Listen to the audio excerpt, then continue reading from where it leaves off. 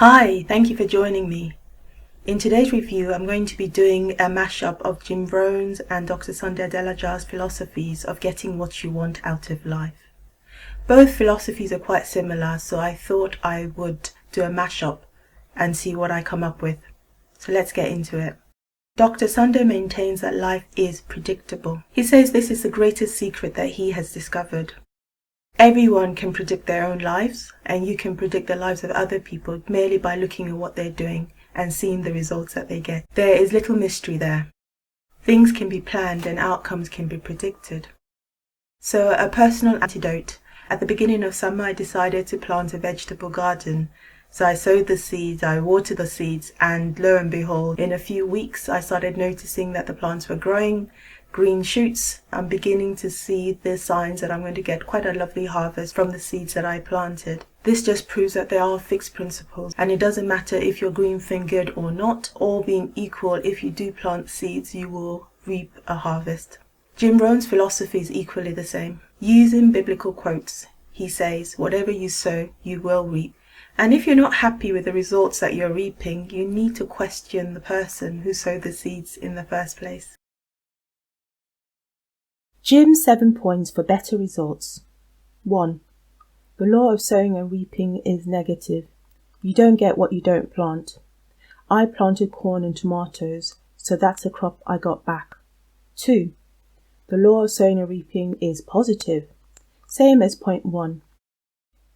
If you plant tomatoes and you plant corn, you will get back tomatoes and corn. 3. You don't reap what you sow, you get much, much more. So I sowed 24 seeds of corn, but it looks like when my harvest comes in, I'm not just going to get 24 kernels. I'm going to get much, much more. So at work, if you give a little more than average, this might not affect your paycheck directly. However, you'll be increasing your ability to do more work, improve your skill, and likely your experience on the job. 4. There are many ways to do well. Find a way to get the results that you want. If you try a method and it doesn't work for you, try another method. So if you're faced with a failed diet, check to see if you're not just doing the same thing over and over again. Calorie restriction and going to the gym are not the only ways to lose weight. Find what works for you. 5. Anyone can do it. Make good plans. Here, Jim mentions a wealth plan that is worth exploring. He suggests that if you put aside $145 a month for 30 years, you get $1 million tax advantage. So appreciate that we're all in different countries, and I'm not sure if that equation factors in inflation. However, I think the principle is good. If you put a certain amount away every month for a long period of time, compound interest takes over, and you're likely to reap a huge benefit. So if you don't do it for yourself, there's always the option to consider your children. As Jim says, in 30 years you will arrive at a destination. The question is, where? Dr. Sunday says the same thing. Life is predictable, but it starts with you planning where you want to go. 6. You may lose. Sometimes life happens. Even the best laid plans may fail. The trick is not to let it get you down. Sometimes you will lose even when you do everything right. 7.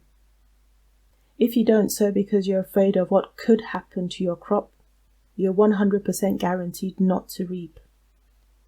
If I didn't plant my crops, I would have no yield. Yes, dogs may have gotten to it. Knowing the English weather, it might hail or snow in summer. Who knows? But the point is I did plant the crop, and chances are I will have a large harvest. So those are Jim's 7 points for sowing and reaping. Jim says that if you want to have more, you have to become more. For things to change, you have to change. For things to get better, you have to become better. If you improve, everything will improve. So yes, I agree with Dr. Sunday and Jim Rohn's philosophies. I do, however, think that you have to take the advice in context.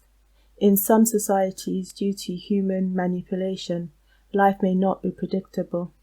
But if we are following the rules of nature and we live in a fair society, then certainly there are chances that life can be predictable.